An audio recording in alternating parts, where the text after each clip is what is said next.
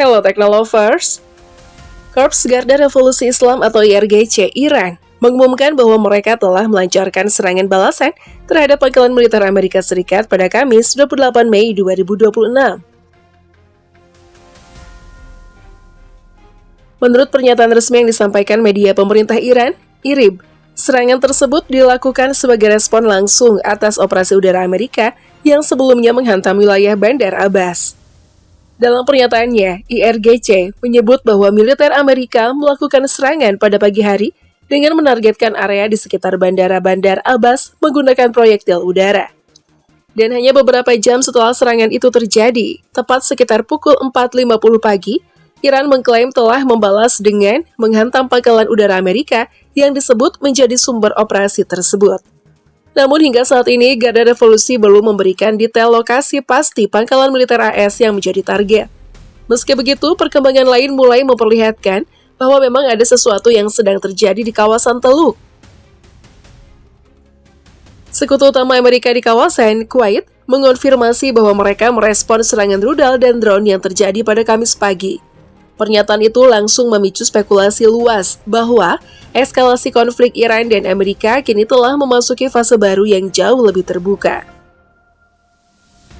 Dan yang membuat situasinya semakin berbahaya, semua ini terjadi di tengah klaim bahwa kedua negara sebenarnya sedang menuju proses perdamaian.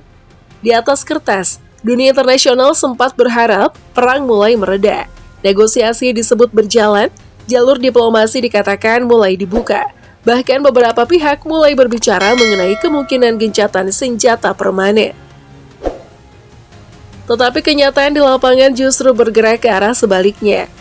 Ledakan masih terjadi, rudal masih diluncurkan, drone terus berterbangan di atas wilayah Teluk, dan setiap serangan baru perlahan memperlihatkan bahwa situasi sebenarnya jauh lebih rapuh dibanding yang disampaikan ke publik.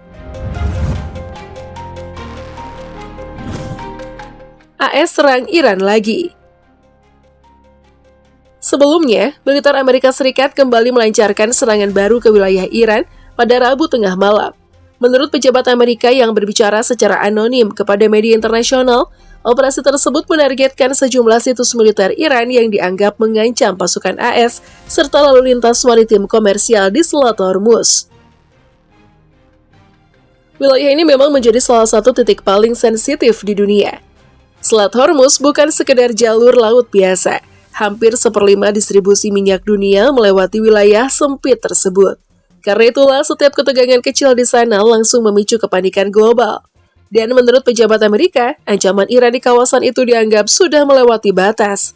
Mereka mengklaim militer AS berhasil mencegat dan menembak jatuh beberapa drone Iran yang disebut mencoba mendekati jalur pelayaran strategis. Tetapi yang menarik, operasi militer terbaru ini sebelumnya tidak pernah diumumkan secara terbuka kepada publik. Padahal dampaknya sangat besar. Serangan itu terjadi di tengah negosiasi intens untuk menghentikan perang yang telah berlangsung selama 3 bulan terakhir. Sejak konflik pecah pada 28 Februari melalui operasi gabungan Amerika dan Israel, kawasan Timur Tengah perlahan berubah menjadi salah satu titik paling berbahaya di dunia. Ribuan orang dilaporkan tewas, infrastruktur hancur di berbagai wilayah, jalur perdagangan global terganggu, dan harga energi dunia melonjak tajam akibat ketakutan pasar terhadap kemungkinan perang regional yang lebih besar. Namun meski situasi semakin panas, Washington tetap bersikeras bahwa seluruh operasi militernya bersifat defensif. Amerika mengklaim serangan dilakukan semata-mata untuk melindungi pasukan mereka dan menjaga jalur perdagangan internasional tetap aman. Tetapi Iran memiliki pandangan yang sangat berbeda. Bagi Teheran, serangan Amerika justru dianggap sebagai pelanggaran langsung terhadap gencatan senjata rapuh yang sebelumnya mulai dibangun melalui mediasi internasional. Dan disinilah masalah besarnya muncul. Kedua pihak sama-sama mengklaim sedang bertahan, tetapi pada saat bersamaan, keduanya juga terus meluncurkan serangan militer. Artinya, konflik ini perlahan bergerak ke titik di mana satu kesalahan kecil saja bisa memicu perang terbuka berskala penuh.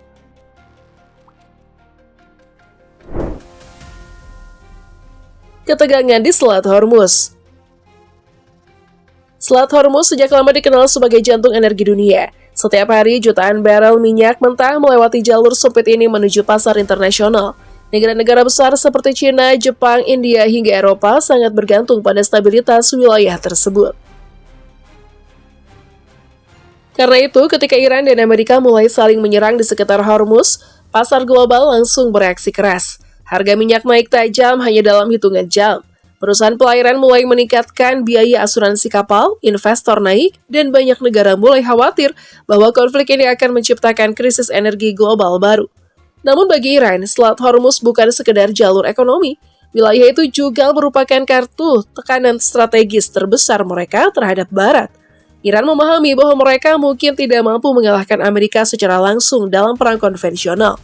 Tetapi Teheran tahu satu hal penting, mereka bisa membuat biaya perang menjadi sangat mahal bagi dunia.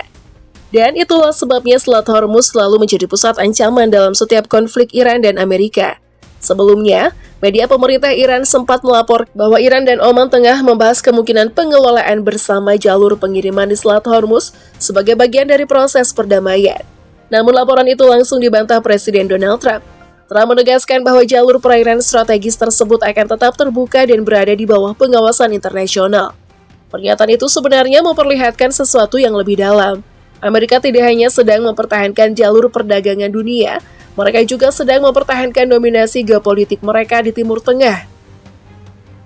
Karena jika Iran berhasil mendapatkan pengaruh lebih besar di Hormuz, maka posisi strategis Washington di kawasan akan mulai terguncang. Dan inilah alasan mengapa konflik ini tidak lagi sekedar soal serangan rudal atau drone. Yang dipertaruhkan sekarang adalah kendali terhadap salah satu jalur energi paling penting di planet ini. Perang yang semakin sulit dikendalikan. Masalah terbesar dari konflik modern bukan hanya soal kekuatan militer, tetapi soal bagaimana perang bisa membesar jauh lebih cepat dibanding kemampuan diplomasi untuk menghentikannya. Setiap serangan balasan menciptakan alasan untuk serangan berikutnya. Amerika menyerang situs militer Iran karena dianggap mengancam pasukan AS. Iran membalas dengan menyerang pangkalan Amerika karena menganggap wilayahnya diserang lebih dulu. Lalu Amerika kembali merespon atas nama pertahanan diri. Dan siklus itu terus berulang. Inilah yang membuat banyak analis mulai khawatir bahwa konflik Iran dan Amerika kini sedang bergerak menuju spiral eskalasi yang sulit dihentikan. Apalagi situasinya tidak berdiri sendiri. Di belakang Iran ada dukungan politik dari Rusia dan China yang terus mengawasi perkembangan kawasan, sementara di sisi lain Amerika juga mendapat dukungan penuh dari sekutu-sekutunya di Teluk. Artinya, jika konflik ini benar-benar meledak lebih besar, dampaknya tidak hanya terbatas pada Iran dan Amerika. Seluruh Timur Tengah bisa ikut terseret. Dan sejarah menunjukkan bahwa ketika Timur Tengah terbakar, dampaknya hampir selalu dirasakan seluruh dunia. Harga minyak melonjak, rantai pasok global terganggu, ekonomi dunia melemah, dan jutaan warga sipil kembali menjadi korban utama. Trump dan tekanan politik. Di tengah semua kekacauan ini, Donald Trump juga menghadapi tekanan politik yang semakin besar di dalam negeri. Di depan publik, Trump terus menampilkan citra bahwa Amerika masih sepenuhnya mengendalikan keadaan. Ia berulang kali menyebut operasi militer AS berhasil menghancurkan ancaman Iran dan menjaga stabilitas kawasan. Namun laporan demi laporan mulai memperlihatkan kenyataan yang jauh lebih rumit. Biaya perang terus meningkat, aset militer mulai terkuras, dan publik Amerika perlahan mulai mempertanyakan sampai kapan konflik ini akan berlangsung. Apalagi sebagian laporan menyebut bahwa Pentagon kini sedang mempersiapkan operasi baru berskala lebih besar. Jika itu benar terjadi, maka Amerika kemungkinan akan membutuhkan anggaran perang tambahan bernilai ratusan miliar dolar. Dan di tengah tekanan ekonomi global saat ini, keputusan seperti itu bisa memicu perdebatan politik besar di Washington. Karena bagi sebagian warga Amerika, perang di Timur Tengah mulai terasa seperti konflik tanpa akhir yang terus menghabiskan uang, sumber daya, dan nyawa tentara mereka.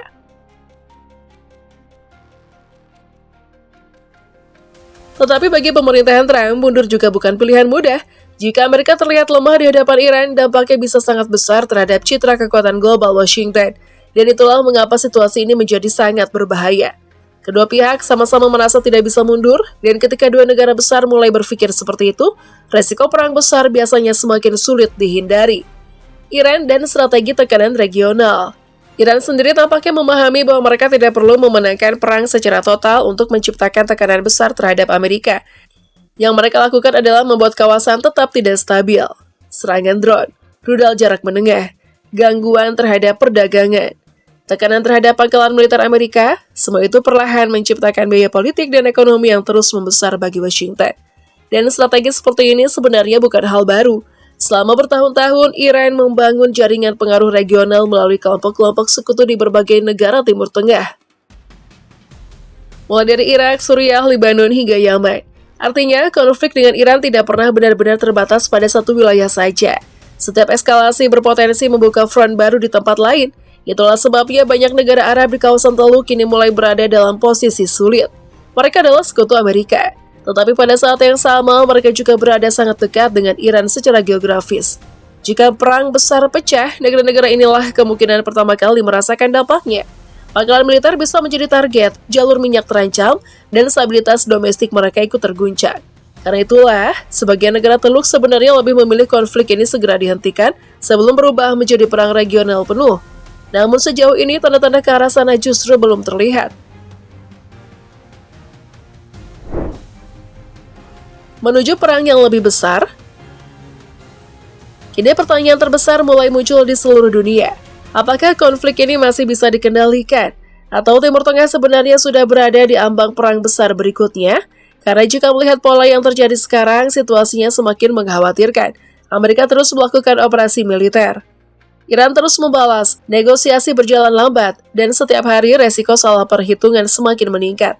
Satu rudal yang salah sasaran, satu pangkalan yang hancur, atau satu serangan yang menewaskan terlalu banyak korban, semua itu bisa menjadi pemicu ledakan konflik yang jauh lebih besar.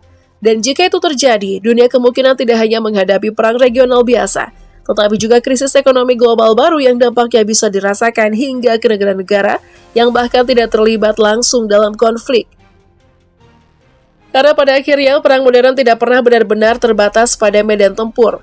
Dampaknya menyebar kemana-mana, ke harga minyak, ke pasar global, ke stabilitas politik dunia, dan tentu saja kepada jutaan warga sipil yang harus hidup di tengah ketidakpastian tanpa tahu kapan semuanya akan berakhir. Jadi sekarang pertanyaannya bukan lagi apakah Iran dan Amerika masih saling menyerang. Pertanyaan yang jauh lebih besar adalah, apakah dunia sedang menyaksikan awal dari perang Timur Tengah terbesar dalam beberapa dekade terakhir? Dan jika konflik ini terus membesar, siapa sebenarnya yang paling diuntungkan?